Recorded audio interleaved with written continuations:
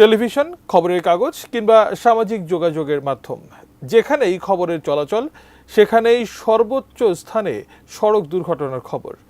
তারপরও কেন এত অসচেতনতা বা কেন এত বেপরোয়া সড়কের যানবাহন চালকেরা, এ নিয়ে প্রশ্ন থেকেই যায়। প্রতিদিন সড়কে যে পরিমাণ প্রাণ ঝরছে, তাতে মর্মান্তিক এসব দুর্ঘটনায় প্রাণহানি যেন স্বাভাবিক মৃত্যুতে পরিণত হচ্ছে। এ নিয়ে বিস্তারিত থাকছে ডেস্ক রিপোর্টে।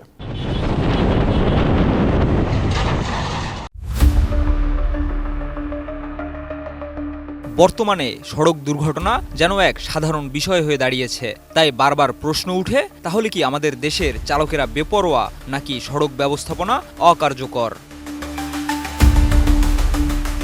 গত শুক্রবার ভোরে রাজধানীর পূর্বাঞ্চলে একটি প্রাইভেট কারের ধাক্কায় বাংলাদেশ প্রকৌশল বিশ্ববিদ্যালয়ের এক শিক্ষার্থী নিহত হন।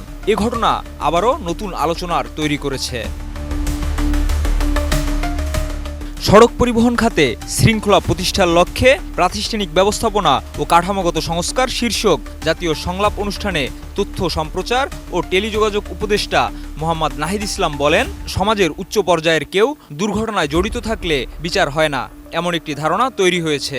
সাধারণ মানুষের জীবনটাই চলে যাচ্ছে, তবে এর পরিবর্তন প্রয়োজন। তিনি আরও জানান, সড়ক পরিবহন খাতে শৃঙ্খলা প্রতিষ্ঠার জন্য কাঠামোগত সংস্কারের প্রয়োজন এবং সবার বিচার করা জরুরি। পরিবহন সেক্টরের দুর্নীতিটা বন্ধ হয় নাই। আগে একদল দুর্নীতির সাথে জড়িত ছিল, এখন অন্য দল দুর্নীতির সাথে জড়িত, বাট দুর্নীতিটা চলমান আছে। বসুন্ধরা টিস্যুতে ছাড়ের ছড়াছড়ি। বসুন্ধরা টিস্যু নিয়ে এলো নিশ্চিত ছাড়। এছাড়া বিআরটিএ চেয়ারম্যান মোহাম্মদ ইয়াসিন জানিয়েছেন, সড়কে শৃঙ্খলা আনা নিয়ে তারা কঠোর পরিশ্রম করলেও পরিস্থিতি নিয়ন্ত্রণে আনা যাচ্ছে না।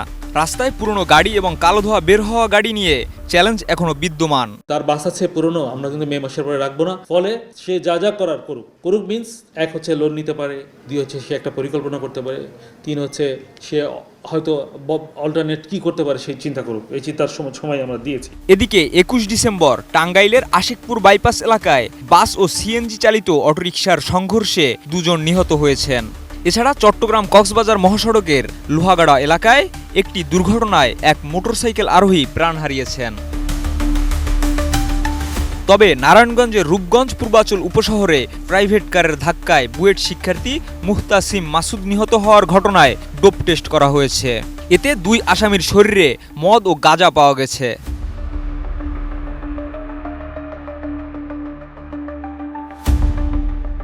এছাড়া সড়ক দুর্ঘটনা যেন এক মহামারীর রূপ ধারণ করেছে, যেগুলোর মধ্যে শীতকালীন পরিবেশের কারণে সড়ক বেশি পিচ্ছিল হয়ে পড়ছে। বিশেষজ্ঞরা বলছেন, সড়ক উন্নয়ন হয়েছে, কিন্তু মানুষের নিরাপত্তা ও সুযোগ সুবিধা নিয়ে কাঠামোগত কোনো পরিবর্তন হয়নি।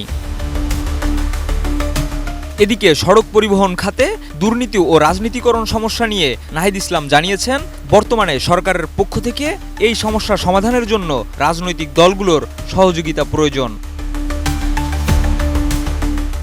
সাম্প্রতিক সড়ক দুর্ঘটনাগুলো আমাদের সবার জন্য এক বড় প্রশ্ন তুলে দিয়েছে। বিশেষজ্ঞরা বলছেন, সড়ক দুর্ঘটনার সংখ্যা কমানো না গেলে আগামীতে এর প্রভাব আরও ভয়াবহ হতে পারে। সুতরাং জনগণের সচেতনতা বৃদ্ধি, সড়ক ব্যবস্থাপনায় কাঠামোগত সংস্কার এবং আইনের যথাযথ প্রয়োগ অত্যন্ত জরুরি। Desk report, ATN news.